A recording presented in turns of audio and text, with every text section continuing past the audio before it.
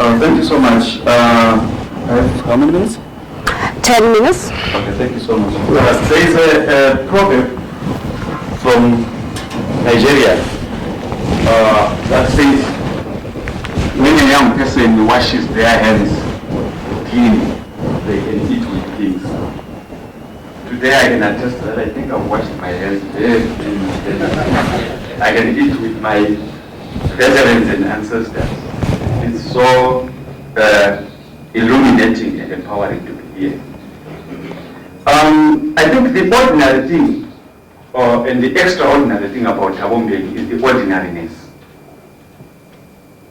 Thabo Mbeki has been so real and so ordinary that people end up constructing meanings that don't exist. My argument from the start and my observation is that Thabo Mbeki is ordinary, and that ordinariness makes interlocutors, observers, detractors and other critics look for what is not there, missing what is obvious. To start with, let's go outside Africa and look at what is called philosophy. The Western and therefore Eurocentric categories of philosophy are mainly two arguments, which is the argument of continental philosophy and the argument of analytic philosophy. In brief, continental philosophy looks for the truth in perpetuity, the meaning of things, whereas analytical philosophy concentrates on argument, scoring points, what is true and what is false.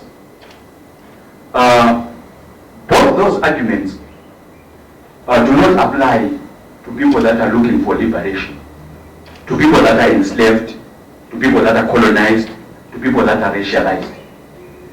Because the philosophy of the people that are racialized looks for solutions to human problems. They engage with the dilemmas of life, not metaphysical meaning of things, esoteric, out there philosophization. The philosophy of the poor, the colonized and the enslaved is about what do we do tomorrow morning, how do we survive, how do we continue breathing under the circumstances.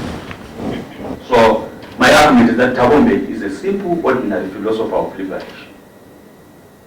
That being that, he has been occupied from top down to his right edge with the human condition under apartheid and the post-apartheid condition in Africa and in South Africa. Simple, when we begin with the production of Thabo Mbeki. Thabo Mbeki was produced by socialization in a village, and then the many educations that he had. There was primary education, mission education at Lovedale, and then there was college education in Johannesburg, student activism. At the time there was no fees that was supposed to fall. And then there was education in Sussex, which was far-right economics, the orthodox of Adam Smith. And then from the far right, Thabo Mbeki moved to Moscow, to the far left, where he attained communist ideological education and also military training. Thabo Mbeki was trained as a military commander. There's something that I always laugh at, especially when the incumbent talks about Umshinwa. There's a portrait of President Jacob Zuma as a military man, as a gunman. Ironically and paradoxically, the gunman is Thabo Mbeki. Jacob Zuma is a spy, an intelligence operative. I was deployed to cause problems. In 1975, there's an incident which is captured by Stephen Chan in Swaziland, where Thabo Mbeki had a torrid time teaching Jacob Zuma how to fire a gun and how to dismantle a weapon, how to put it together and how to kill it. I will explain why the gunman and the military commander in Thabo Mbeki has not been made prominent over years. Right, so this is the biographical, ideological and intellectual journey of Thabo Mbeki. And this intellectual journey in the formative stages was also influenced by the intellectualism of Mbeki, who embraced communist ideological thinking, but at the same time, Mbeki was very prominent on New Africanism, the ideology of New Africanism that came from people like Pixley, Isaka Kaseme, Lomo, and other earlier Pan-Africanists in Africa. And Thabo Mbeki started doing books at the age of 7, going up. Not just books, but this talker was exposed to an extraordinary condition whereby, being literate amongst many illiterate people, he had to read letters on behalf of community members. You can imagine during those days, when you are reading letters coming from minds, from husbands, from wives, from children in exile coming to their parents, you have a talker who was exposed to the torrid, painful human condition under apartheid. Because in reading letters, you get into people's lives. So before he set off to Loudon, he already had a clue into what was happening in South Africa and in Africa. Right, quickly, because of the dilemma of understanding the audience, people make inventions, which inventions come out as caricatures. Most readings of Thabo Mbeki had been in metaphor and in caricature. You've got readings like Thabo Mbeki as a philosopher king. Some people make this reading in affirmation, in support and in love and in praise. Others make it in derision, in condemnation and critique. That there's this philosopher king who thinks and makes decisions. But when you look at Thabo Mbeki, the caricature of philosopher king doesn't stick. Because according to Plato, who originated the philosopher king idea, philosopher kings were people who came from the commission of the divine kings. They were removed from society, they thought from exclusion, they were removed from ordinary communities, and then they came back as people who came from the company of gods and made enlightened decisions from where they were coming from, and then they led society from that enlightenment. That doesn't stick because Thabo Mbeki came straight from the people. And whatever education and training he attained, he was still rooted amongst the condition of these people. There's also Thabo Mbeki as an enigma, which is this mysterious person who's unpredictable, who comes up with interesting ideas every time. The enigmas are people who are not supposed to be taken seriously. They are eccentrics. Most of them, you find them amongst novelists, entertainers, artists, and other hermits. But Thabo Mbeki thought from amongst these people. And there's no idea that is engaged to it, which is not ordinary and intimate to the life of the people that he came from. There's another imagination of Thabo Mbeki as an imperial president. This is made prominent by what my supervisor here is just saying.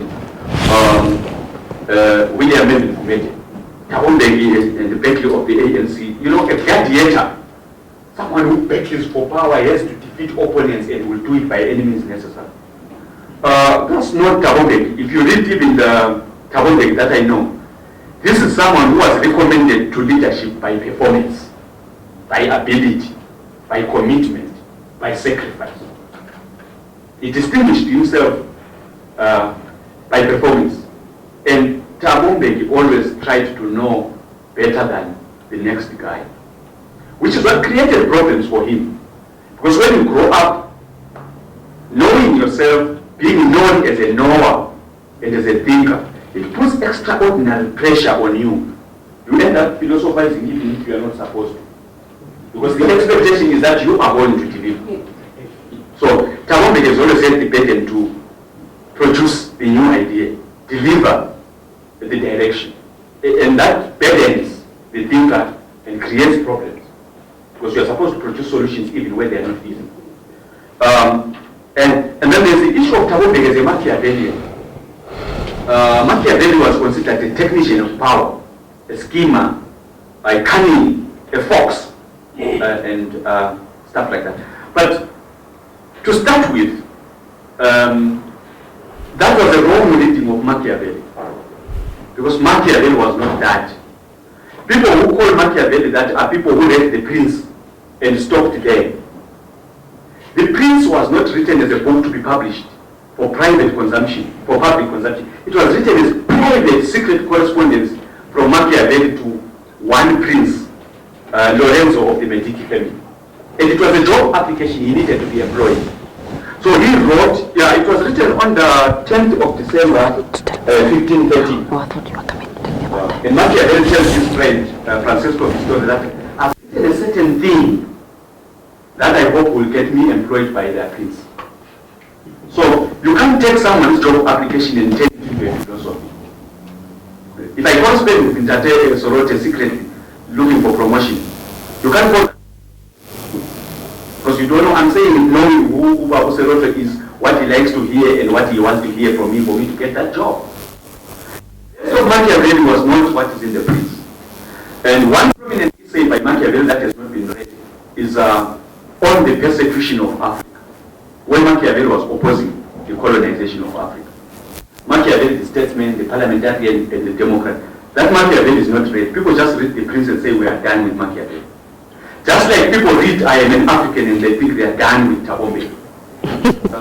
The most dangerous speech that Thabo Mbeki ever delivered is I am an African. Because that speech in his poetry tends to hide other speeches that Thabo Mbeki delivered. And therefore Thabo Mbeki remains unknown.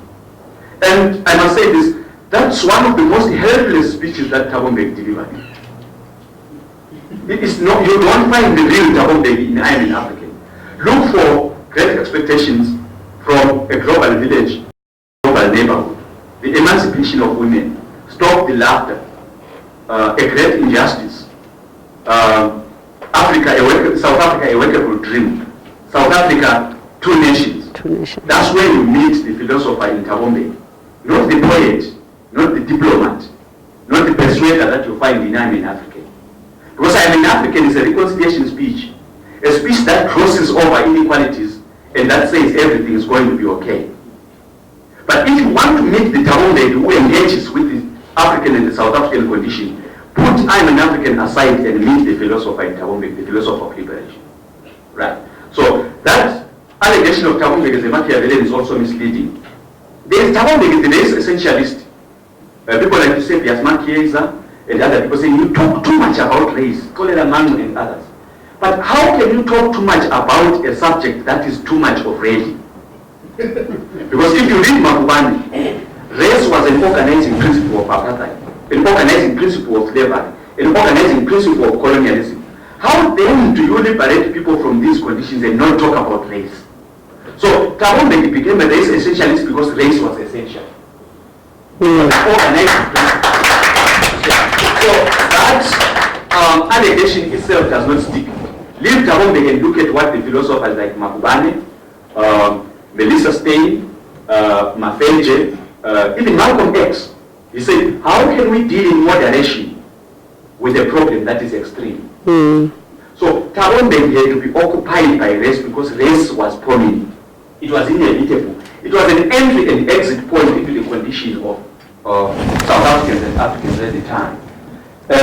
Right. And then there are certain controversies and crises that came to engage Thabo Mbeki, like AIDS.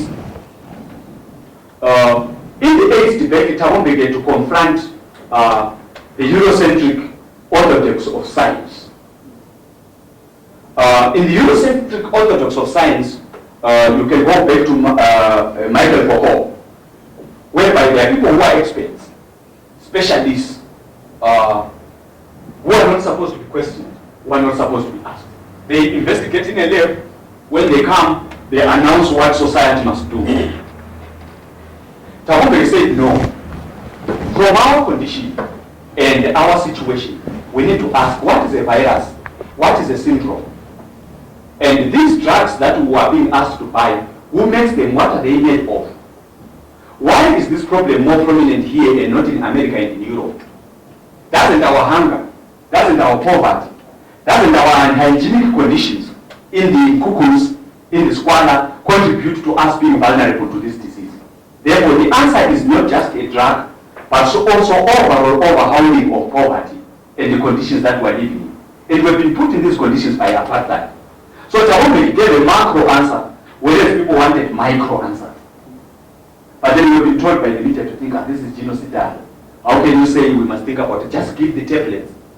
But someone is selling and someone must buy. And with time, Thabo Mbeki has been proven right. He was expected to buy labeled drugs. You know, labels are not only in clothes, but drugs also have labels. But he said, no, we're going to buy drugs from India that have no label. We don't want label, we don't want bulky drugs. We want drugs that address a condition in the human body. But all that, people have not been allowed to read it and understand it. We just concentrate on he refused to disseminate and stuff like that. There was the issue of Zimbabwe, where Thabo Mbeki was expected to land in Zimbabwe and say, okay, Mugabe, can you move aside, can you move somewhere? Who has ever done that in any other people's sovereignty country? But Thabo Mbeki was expected to deliver that. You let down the people of Zimbabwe, you let Mugabe go. But how does a president of a neighboring country get into another country and declare who's going to be president? The people must vote and deliver a leader. Thabo Mbeki mediated, but he was supposed to elect and appoint a president. Then there was NEMA, which was an economic policy that engaged with the situation of Africa. There was an expectation that people like Patrick Bond and other leftist thinkers who expected that Thabo Mbeki would just take over and declare a communist socialist republic in South Africa. But Thabo Mbeki said, we're living in a world system that is structured in a different way, and a world system that can punish. So where is our moderate position where we can harvest benefits while we fight to overhaul the system? Because like Ramon Grossfokel has argued, the present world system, which is Euro-American in nature, cannot be defeated from one nation state. Because it is global, it is systemic, it is international. So you can only negotiate some space. In understanding of that, Thabo Mbeki is someone who had traveled, someone who lived in exile, who saw the experiment in Nigeria, the experiment in Tanzania, the experiment in Zambia. He experienced the failures of other African liberation experiments. He knew how to calculate and which position to occupy so that you don't create a disaster whilst you continue fighting the system. But there was an expectation for Thabo Mbeki to declare a radical departure from the world system, which was going to create South Africa into a wasteland. And then lastly, another defining moment of the politics of Thabo Mbeki, because you cannot declare someone a philosopher. Am I over my time already? Yeah, but it's going to 2 minutes. Okay, she says I've got 20 more minutes. Okay, it's 2 minutes. You can't claim that someone is a philosopher, or you can't claim that a certain way of thinking is a philosophy, if that thinking has not encountered what is called a philosophical dilemma. Because philosophy must solve a problem. The analytical philosophers of Europe say, I can prove that my point is bigger than yours. Then the continental philosophers say, we are searching for meaning in life. The philosopher of liberation says, what do we do about this? Given this dilemma. I will name a few dilemmas that confronted Thabo Mbeki, together with compatriots in the liberation struggle.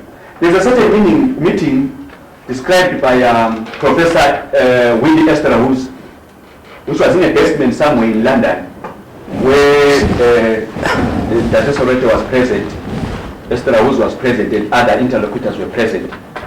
And Esterhaus said, I feared, looking at Dr. Soweto, that he might have been carrying a Russian pistol under his t-shirt, meaning that, defining that distrust that was there between members of the liberation movement and intellectuals and philosophers from the apartheid regime.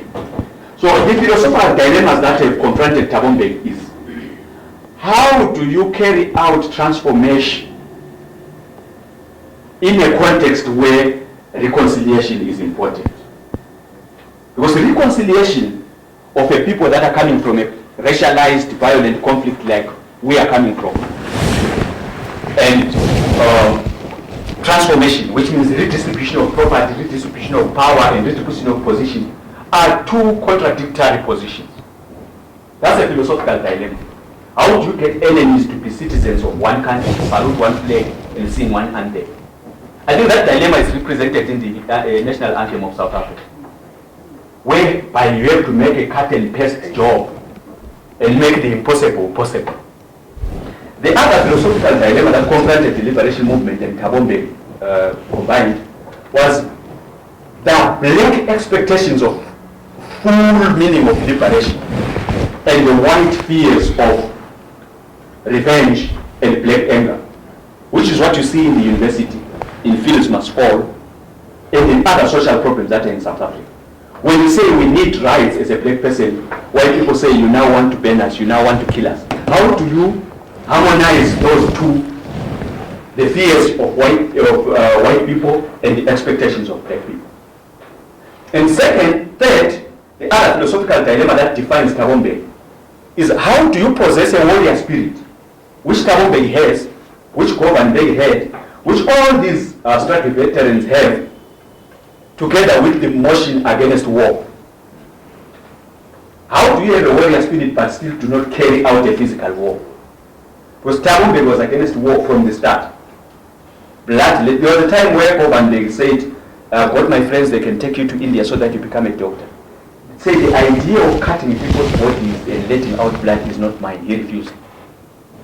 Even when George Lobo came and said the liberation movement is now planning, MK is going to do this, he said we can do other things besides the military onslaught. But inside he had the warrior spirit, which warrior spirit creates some kind of a messianism whereby the philosopher of liberation will stand by his truth until crucifixion. Right? Look at Polokwane. That was a crucifixion. Thabo Mbeki knew that the current was against it, but for the truth, for believed truth, you can be a million against one. So such people do not bend, but they break. And a philosopher of liberation is not a successful politician. He's a failed politician, but a successful philosopher. That's why all of us are in love with Thabo Mbeki the thinker. But I don't know how many of you support Thabo Mbeki the politician. That's the paradox of philosophy of liberation. You say this man is a great thinker, but when you go to his actions, not so many people want to follow. Because people want Donald Trumps, people want populists, people want easy truths. But Thabo Mbeki is a Gabrielian philosopher. No easy truths, tell no lies, tell the truth, and tomorrow is another day. To me, that is the Thabo Mbeki I know and I understand. Thank you.